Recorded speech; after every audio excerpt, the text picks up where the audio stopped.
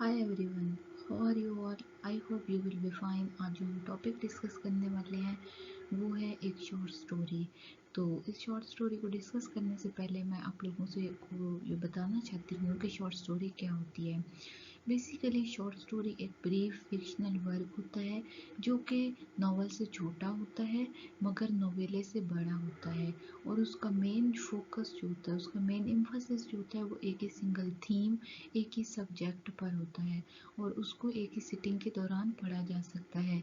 Mean that के 20 minute to an hour के दौरान एक शॉर्ट स्टोरी को पढ़ा जा सकता है।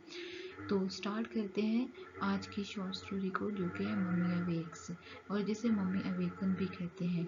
इसको लिखने वाले हैं नजीब महफूज। तो पहले हम राइटर को डिस्कस करेंगे कि राइटर कौन थे। नजीब महफूज was born 11 December 1911 and died 30 अगस्त 2006। ये एक इजिप्टियन राइटर हैं, नॉवलिस्ट हैं और स्क्रीन प्ले राइटर हैं। इन्होंने नोबेल प्राइज़ विन किया है फॉर लिटरेचर इन 1988 में, और इन्होंने ताहा हुसैन के साथ मिलकर एग्जिस्टेंशियलिज्म के थीम को एक्सप्लोर किया है। बेसिकली एग्जिस्टेंशियलिज्म एक फिलोसफिकल मूवमेंट है, एक थेरी है जो कि वर्ल्ड वार 2 के बाद वजूद में आई, और इस थेरी की मेन जो डिमांड है और इस थेरी का जो मेन एम है वो ये है कि इस थेरी का मेन एम ये है कि पीपल जो हैं वो फ्री रहें, वो पीपल फ्री एजेंट है, अपने लाइफ के लिए खुद ही रिस्पॉन्सिबल है, और इंडिविजुअल जो है उसका individual living life in his own way, अपने तरीके से इंडिविजुअल ज़िंदगी गुजारें। ना तो एग्जिस्टेंस मैटर करती है ना ही वेज। उनका गॉड पे बिलीव नहीं होता है, वो क्या है एक किस्म के निहिलिस्ट होते हैं, वो खुदा को नहीं मानते, क्योंकि एग्जिस्टेंशियलिज्म वर्ल्ड वार 2 के बाद आई है। तो वर्ल्ड वार 2 में इतनी ज़्यादा डिस्ट्रक्शन हुई, इतनी डेथ हुई, तो उसके बाद लोगों का जो था यकीन खुदा से वो उठ गया था। वो एग्जिस्टेंशियलिस्ट हो गए थे, वो निहिलिस्ट हो गए थे, वो खुदा को नहीं मानते थे। वो कहते थे हमारी लाइफ का पर्पस क्या है, आखिर हम क्यों यहाँ पे आए हैं। तो वो मीन्स दैट मीनिंगलेस हो गए थे, वो गॉड पर उनका यकीन नहीं था। वो कहते थे हम अपनी ज़िंदगी जैसे गुजारना चाहे हम गुजार सकते हैं। तो next is main theme of writing is nationalism.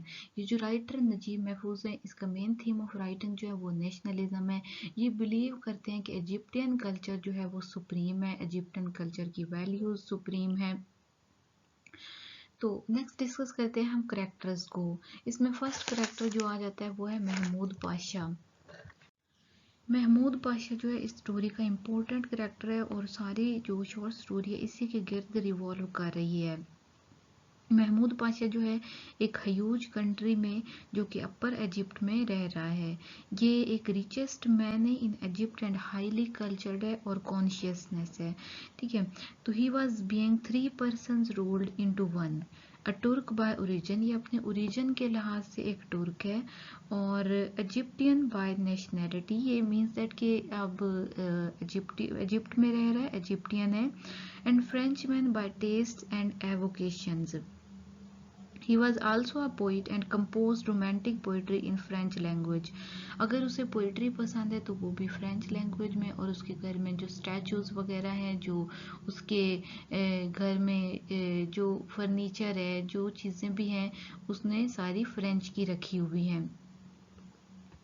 तो वो एक फ्रेंकोफाइल पर्सन है, उसको फ्रेंकोफाइल कहा जाता है। फ्रेंकोफाइल बेसिकली एक पर्सन होता है जो कि ब्लाइंडली लवर ऑफ फ्रेंच होता है। उसे जो भी चीज़ें होती हैं पसंद वो फ्रेंच की होती हैं, तो मीन्स दैट वो एक लवर ऑफ फ्रेंच होता है। फ्रेंच की चीज़ों से उसे प्यार होता है और फ्रेंच से ही।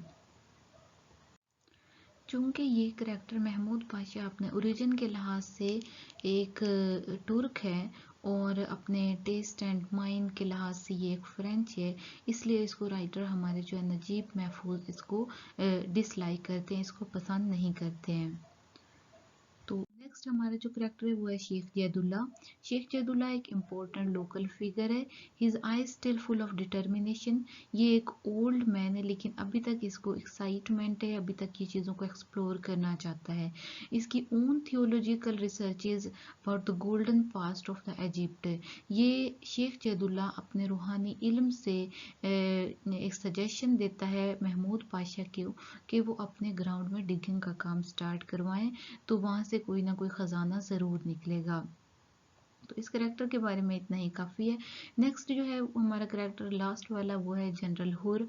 जनरल हुर की मम्मी जो होती है वो महमूद पाशा के ग्राउंड में सो रही होती है और इसकी मम्मी अलाइव हो जाती है और महमूद पाशा को डांटती है जब वो जुल्म करता है एक इजिप्टियन के साथ है। नेक्स्ट है प्रोफेसर दरियन जो कि एक नरेटर है। ये इस स्टोरी को नरेट कर रहा होता है। तो नेक्स्ट समरी को डिस्कस करते हैं। ये एक मिस्टीरियस स्टोरी है, एक फैंटेसी, एक सोची हुई स्टोरी है। स्टोरी बात करती है इनजस्टिस एंड प्लंडर की जो कि इजिप्ट में हो रहे होते हैं।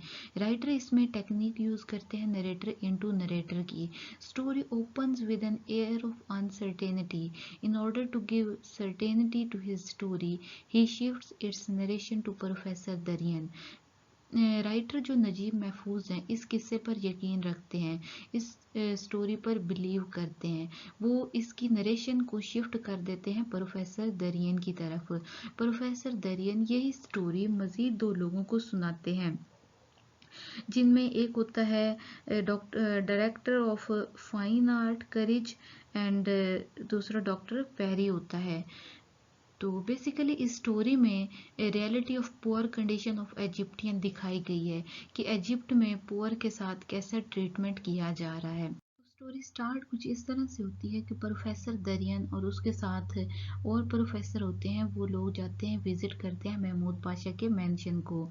वहाँ पे जाते हैं, वहाँ पे देखते हैं फ्रेंच की सारी फर्नीचर रखा हुआ है, फ्रेंच के स्टैचूज वगैरह रखे हुए हैं और सारी चीज़ें जितने भी हैं वो फ्रांस की वहाँ पे रखी हुई हैं। तो वो बड़े इम्प्रेस होते हैं वहाँ के फर्नीचर से और उस महमूद पाशा के मैंशन से। वो वहाँ पे बैठते हैं, चाय वगैरह पीते हैं।